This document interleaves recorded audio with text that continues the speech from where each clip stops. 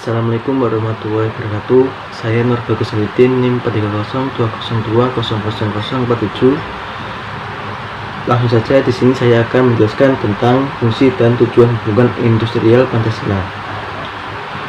Dalam setiap interaksi hubungan industrial ada 3 pelaku, yaitu pemerintah, manajemen, dan buruh atau pekerja. Tiap-tiap pelaku dalam hubungan industrial berusaha mempertahankan kepentingan dan masing-masing akan berjuang agar kepentingan yang akan dicapainya dapat dipertahankan dalam interaksi hubungan industrial. Oleh karena itu, diperlukan adanya peraturan di tempat kerja yang dapat diungkapkan dalam banyak bentuk. Dengan kata lain, peraturan itu tampil dalam bentuk yang berbeda-beda seperti undang-undang, perburuan, peraturan serikat buruh, kesepakatan kerja bersama, penyelesaian perselisihan, keputusan arbitrasi, keputusan manajemen, kesepakatan sosial, dan kebiasaan serta praktik kerja yang telah berlaku. Dalam hubungan industrial, pekerja tidak dipandang sebagai faktor produksi, tetapi dipandang sebagai manusia yang mempunyai harkat martabat dan kodratnya untuk mencapai masa depan yang lebih baik. Dengan demikian, dalam perjanjian kerja bersama atau KKB tidak lagi dikenal pihak pengusaha dan pihak pekerja sebagai pihak yang saling berhadapan mempertahankan kepentingan masing-masing, tetapi kedua belah pihak akan menempatkan posisinya sebagai partner yang bekerja sama untuk meningkatkan produksi dan mencapai keuntungan dalam perusahaan sehingga dapat mendorong kemajuan perusahaan dan kesejahteraan para pekerja. Tujuan hubungan industrial Pancasila. Tujuan hubungan industrial adalah mengembangkan cita-cita proklamasi kemerdekaan Republik Indonesia 17 Agustus 1945 dalam membangun nasional untuk mewujudkan masyarakat adil dan makmur yang berdasarkan Pancasila serta ikut melaksanakan ketertiban dunia yang berdasarkan kemerdekaan, perdamaian abadi, dan keadilan sosial melalui penciptaan ketentraman dan ketertiban kerja serta ketenangan usaha, meningkatkan produksi dan meningkatkan kesejahteraan pekerja serta derajatnya sesuai dengan manusia. Untuk itu, semua pihak yang terkait dalam hubungan industrial harus memahami terwujudnya pelaksanaan hubungan industrial dengan baik. Tujuan hubungan industrial Pancasila antara lain yang pertama yaitu mensukseskan pembangunan dalam rangka mengembangkan cita-cita bangsa Indonesia, yaitu masyarakat adil dan makmur. Yang kedua, berperan dalam pelaksanaan ketertiban dunia yang berdasarkan kemerdekaan, perdamaian abadi, dan keadilan sosial. Yang ketiga, menciptakan ketenangan, ketentraman, dan ketertiban kerja, serta ketenangan usaha. Yang keempat yaitu meningkatkan produksi dan produktivitas kerja.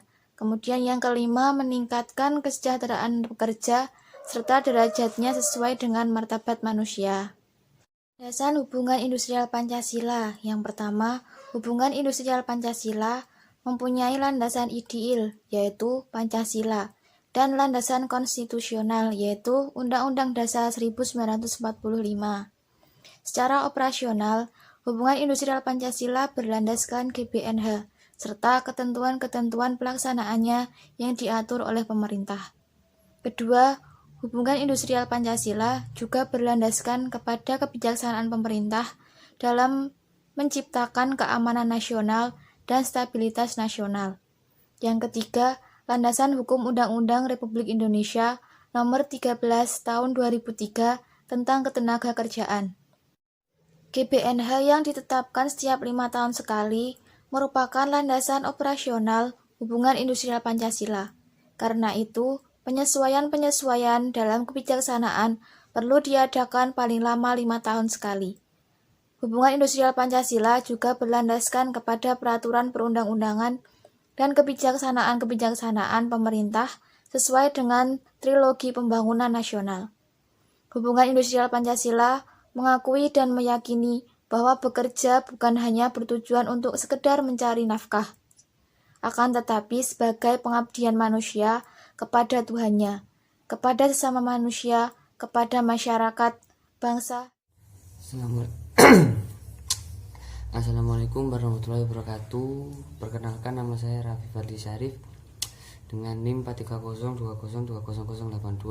Saya akan meneruskan materi dari teman saya yang sebelumnya, yaitu di samping pekerjaan itu juga rentan terdapat pemutusan hubungan kerja tanpa alasan dan tanpa kompensasi.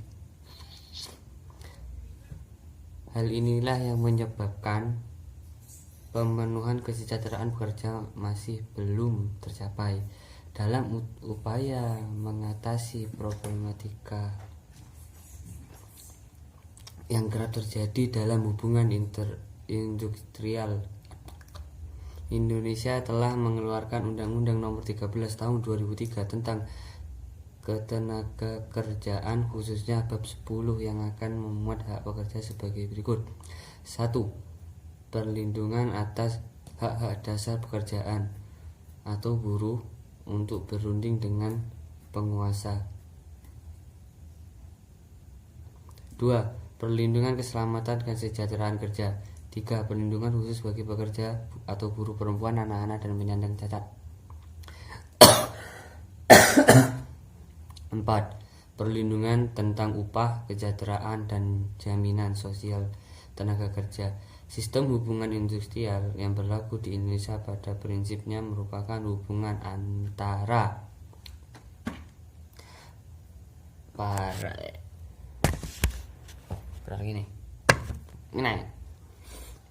hubungan antara para pelaku dalam proses produksi yang melibatkan para pekerja yang terorganisasi dalam serikat kerja dan penguasa berdasarkan nilai-nilai Pancasila, sehingga pelaksanaannya dalam proses produksi harus dilakukan secara musyawarah untuk mencapai kesepakatan dengan mempertimbangkan kepentingan bersama, terutama menyangkut syarat-syarat kerja dan jaminan sosial, pengupahan, dan sebagainya. Terus, permasalahan dalam hubungan industrial.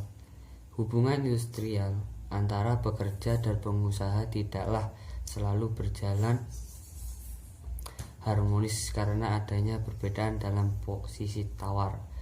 Pihak pengusaha sebagai pengelola faktor produksi mempunyai kepentingan untuk memperoleh keuntungan besar-besaran, sedangkan pekerja sebagai bagian dari faktor produksi akan menjual tenaga atau kemampuannya untuk mendapatkan upah yang layak agar dapat dipenuhi kebutuhannya. Batubara 2008. Sekian, terima kasih. Wassalamualaikum warahmatullahi wabarakatuh.